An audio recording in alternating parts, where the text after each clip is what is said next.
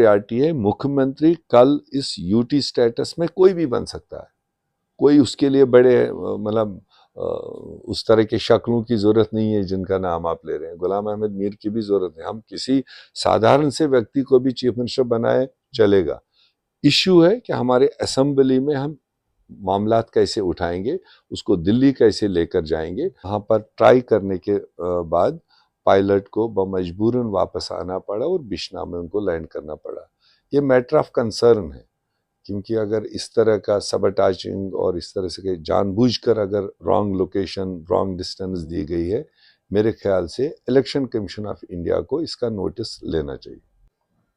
Good evening, viewers. As you know, we have covered most of the area in the Kashmir province, covered the top leaders, ex-minister from National Conference, People's Conference, PDP, Apni Party. Somehow, we missed one name during our visit to Kashmir. That was of Mr. G. Amir. On 4th of September, we tried to make it, but there was rally of Rahul Gandhi. Sir, it is better to be late than never. Welcome no sir. Issue. Sir मेरा आपसे पहला सवाल है, सवाल तो कुछ और होना था लेकिन अभी थोड़ा सा पता चला है कि प्रियंका गांधी जी की रैलीज थी आज दो, एक थी सर बिश्ना में, एक थी बिलावर बेल्ट में।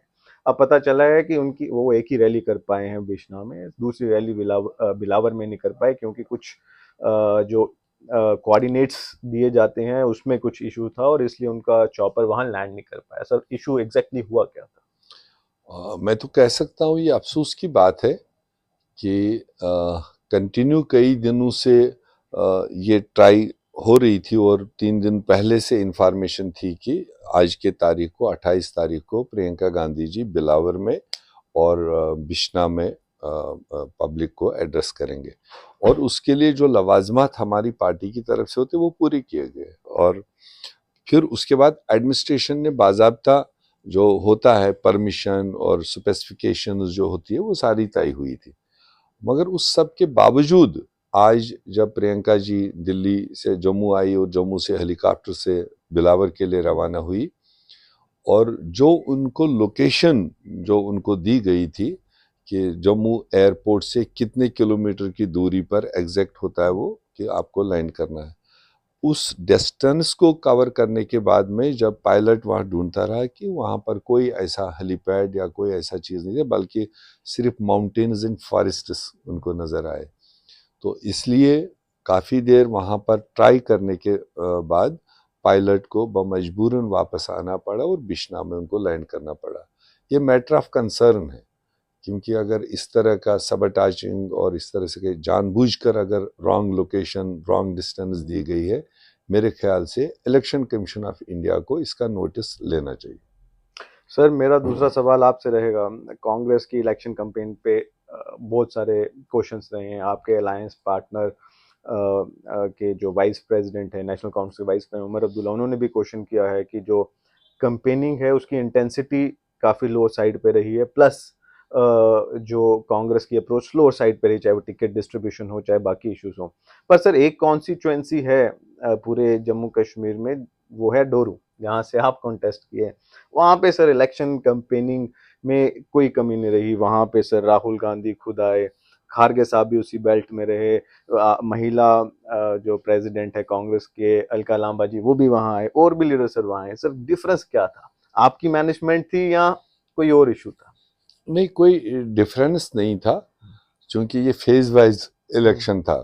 पहले फेज में चिनाब वैली की 8 सीटें और साउथ कश्मीर की 16 सीटें पड़ती थी, तो कॉमन सेंस की बात थी कि अब एक ही फेज में नेशनल कैंपेनर तो सारे आकर सारे जम्मू कश्मीर में तो नहीं घूम सकते थे, और फेज वाइज टिकट डिसीजन भी हुआ, फेज वाइज फॉर्म भरने का भी होता है। तो इसलिए पहली फेज में जब राहुल जी का विजिट लगा है तो वो दोनों खित्तों में आए। वो चिनाब वैली में भी जम्मू रीजन में जो पड़ता है वहाँ पर जो उनको वहाँ से तंजीम की तरफ से इनविटेशन आया, जो लोकेशन दी गई वहाँ पर वो गए। और इसी तरह से कश्मीर साइड साउथ कश्मीर में चूंकि अभी 4 ही दिन हुए थे कैंपेन शुरू किए हुए, तो हो सकता है बाकी कैंडिडेट्स तैयार नहीं थे इतना बड़ा प्रोग्राम करने के लिए और इतने बड़े वीआईपी को होस्ट बनने के लिए। तो जब उनकी अवेलेबल डेट की हमें इंफॉर्मेशन मिली तो हमने उसको होस्ट किया, हमने कोशिश किया कि वो क्वालिफाई करे, चूँकि पहला जलसा था, चुनावी सभा थी। और मेरे ख्याल से वो वैली के अंदर का अभी तक का सबसे बेस्ट इवेंट निकला, जिसमें नेशनल कॉन्फ्रेंस के फारूक साहब थे और उमर साहब थे, ये राहुल जी थे, और एक अच्छी मैसेजिंग शुरुआत हुई। क्योंकि अब इतने बड़े लीडर तो गांव-गांव तो नहीं जा सकते हैं, हर सीट पर सीट तो नहीं जा सकते। उनका तो एक सिग्नल होता है, वो एजेंडे पर बात करते हैं और अपना जो मैनिफेस्टो है, जो हमारी गारंटीज़ है, उस पर बात करते हैं। तो जब मीडिया के ज़रिए वो कैरी होता है, वो नुक एंड कॉर्नर के लिए होता है। तो इसी तरह से फेज़ 2 में भी राहुल जी आए, और वो जम्मू में भी यहाँ सेंट्रल जम्मू में यहाँ पर अपना पब्लिक एड्रेस दिया, और श्रीनगर में प्रॉपर हेडक्वार्टर पर तारिक हमीद कर्रा साहब के यहाँ पर, क्योंकि एक ही सीट हम वहाँ लड़ रहे थे, कांग्रेस बेस्ड वही था, तो ऑटोमेटिक सी बात थी कि वही एक लोकेशन चूज की थी। उस बीच में खरगे जी भी आए, वो वैली भी आए और जम्मू भी आए। उसके बाद और एक बार खरगे जी आए, इत्तेफाक से उसमें हेलीकॉप्टर में कुछ टेक्निकल मामला आया, वो उस लोकेशन पर नहीं पहुंच पाए जहां उनको पब्लिक एड्रेस करना था। विद द रिजल्ट वो कन्वर्ट प्रेस कॉन्फ्रेंस में किया। और उसी तरह से फिर राहुल जी तीसरे विजिट में भी आए, और तीसरा विजिट भी उनका बारामूला और ये जो है बारामूला और पुंछ में जो हुआ है उनका, वो तीसरे फेज के वही 2 एरियाज थे जहां पर जाना था।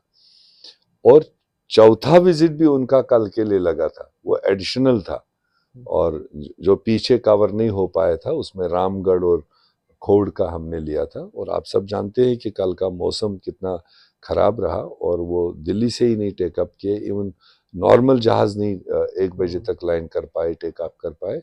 विद रिजल्ट डिले होने की वजह से फिर वो दोनों जगह नहीं पहुंच सकते थे, वो दोनों प्रोग्राम नहीं हुए, मगर दोनों जगह हमारे लीडर्स मौजूद थे। वहाँ पर भरत सिंह सोलंकी और इमरान प्रतापगढ़ी मौजूद थे, दूसरी जगह पर मेरी ड्यूटी लगी थी और दूसरे सीनियर साथी थे, उसको कवर अप किया, लोगों को बताया गया, और लोग भी समझ गए कि मौसम की डिस्टर्बेंस की वजह से नहीं आ पाए। आज प्रियंका जी का है, कल फिर खरगे जी का है, वो फिर कठुआ में जाएंगे और उधमपुर में जाएंगे।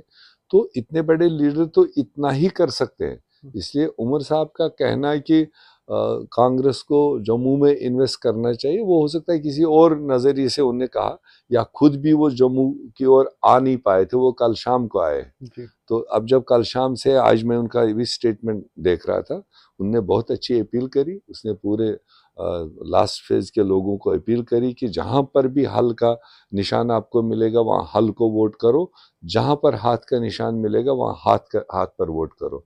उन्होंने कोई भी उसमें इफ एंड बट नहीं रखा। तो यही तरीका है, हमने, हमारे लीडरों ने वहां पर जाकर के कहा कि अलायंस को कामयाब करो।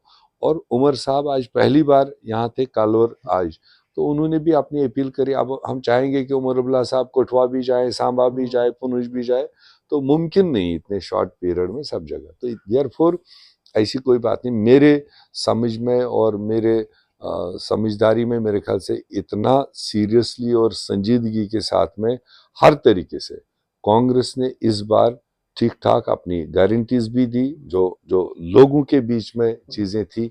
ये नहीं कि हमारे मन की बात नहीं रखी, जो लोगों की रिक्वायरमेंट थी उस हिसाब से हमने गारंटीज भी दी, मैनिफेस्टो भी दिया, और हमारे लीडर्स ने मोर देन रिक्वायरमेंट मूवमेंट भी की और कैंपेन भी। सर, उमर अब्दुल्ला साहब की हमने जो बात की, उसी बात को अगर हम थोड़ा आगे लेके जाएं, उन्होंने एक स्टेटमेंट ये भी दिया कि कांग्रेस और हमारे बीच में बड़े प्यार से चीजें चली, यहाँ पे फ्रेंडली कॉन्टेस्ट भी था, चीजें फ्रेंडली रही।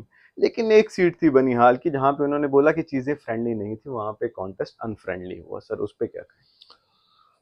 हो सकता है कि मतलब कहीं कहीं पर लोग थोड़े पैमाने से बाहर जाते हैं। अब मैं कह रहा हूँ कि कुछ जगह ऐसी थी जो फ्रेंडली में नहीं थी, जो क्लियर कट मैंडेट थे, तो वहाँ पर हमारे एनसी के कैंडिडेट, जो उनके प्रपोज कैंडिडेट थे, वो मैदान में उतरे, और हमने अपने ऊपर जो हमारी तरफ से लोगों ने वायलेशन किया, हमने क्विक और फास्ट एक्शन उनके खिलाफ लिया, ताकि मैसेज एक जाए कि हम मतलब डबल रोल नहीं प्ले करना चाहते कि यहाँ अलायंस और वहाँ हमारे लोग। हमने उनको पार्टी से एक्सपेल किया। मगर मुझे अफसोस के साथ ये कहना पड़ रहा है कि नेशनल कॉन्फ्रेंस के नॉलेज में हमने कई जगहों के बारे में लाया, बट उन्होंने अपनी तरफ से ऐसा कोई कार्रवाई अभी तक नहीं किया। तो मेरे ख्याल से उसको उमर साहब को या फारूक साहब को कॉग्निजेंस लेना चाहिए।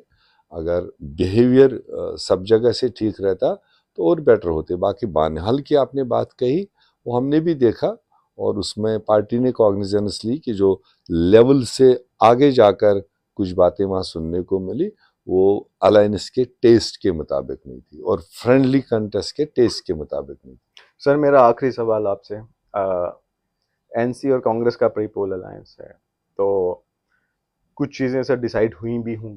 अगर आप पावर में आते हैं, आप सरकार बनाते हैं 8 अक्टूबर के बाद, अगर आप वो मैजिक नंबर 46 पहुंचते हैं, उससे ज़्यादा पहुंचते हैं, तो सर सीएम की चेयर होगी, that will go to NC, NC के पास रहेगी या कांग्रेस के पास रहेगी, या सर 2.5 साल के लिए या 3 या 2 साल के लिए टूटेगी? और अगर 3 या 2 साल के लिए टूटेगी तो क्या सर कांग्रेस की तरफ से आप सीएम फेस होंगे?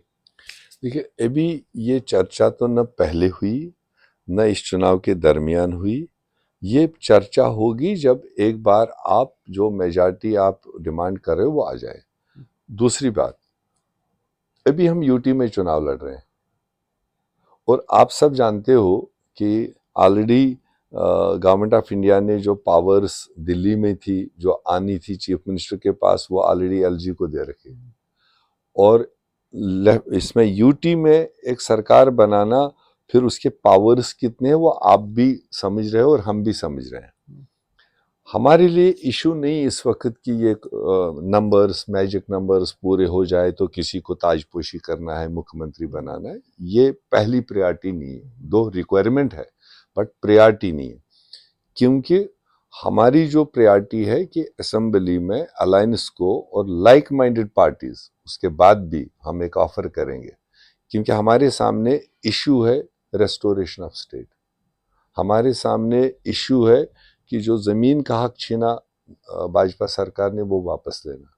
हमारे सामने इशू है कि जो एम्प्लॉयमेंट, जो हमारी रोज़गार छीनी गई, उसको वाइड किया गया, वो कैसे हम जम्मू कश्मीर के लोगों तक लिमिट करें, क्योंकि यहाँ कोई ज़रिए रोज़गार नहीं है। यहाँ मल्टीनेशनल्स नहीं है, यहाँ बड़े बड़े कंपनीज नहीं है, छोटी छोटी ठेकेदारी है। तो इसलिए ये बेसिक 3 चीज़ें हमारे लिए बहुत ज़रूरी है, state, rights of land and rights of jobs. तो उसके लिए हमको ये हाउस बनते ही पहल करनी होगी। मैं ये मानता हूं कि already prime minister all party में ये कमिट कर चुका है, जो आज भी वो भाषणों में कह रहे हैं स्टेट तो हमने देना है। तो पावर पर आप बैठे, देना तो आप ही ने, बट छीना भी तो आप ही ने। तो इसलिए हमें 100% शक की सुई आप पर है कि आप कितना खींचोगे उसको और या किस तरह का स्टेट दोगे। स्टेट आप जरूर कहोगे कि ये ले लो, मगर स्टेट का डिजाइन क्या होगा जो हमें पसंद नहीं होगा। इसलिए हमारी प्रायोरिटी है मुख्यमंत्री कल इस यूटी स्टेटस में कोई भी बन सकता है। कोई उसके लिए बड़े मतलब उस तरह के शक्लों की जरूरत नहीं है जिनका नाम आप ले रहे हैं। गुलाम अहमद मीर की भी जरूरत नहीं, हम किसी साधारण से व्यक्ति को भी चीफ मिनिस्टर बनाए चलेगा। इश्यू है कि हमारे असेंबली में हम मामलात कैसे उठाएंगे, उसको दिल्ली कैसे लेकर जाएंगे।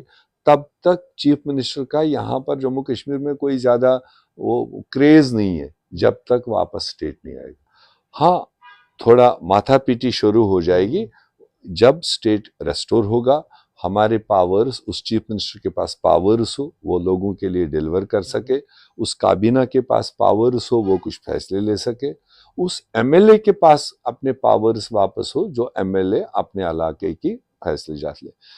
अभी तो यूटी के लेवल में चुनाव करके कोई बहुत ज्यादा इसमें हमारी माथा पिटाई नहीं है। देयरफॉर एक बार रेस्पेक्टेबल मैंडेट हमारा हासिल हो, उसके बाद बैठेंगे। अगर काम चला भी बनाना है स्टेट रेस्टोर होने तक, वो उसके बाद बात करें। Thank you so much sir for giving your thank valuable. You. Thank you.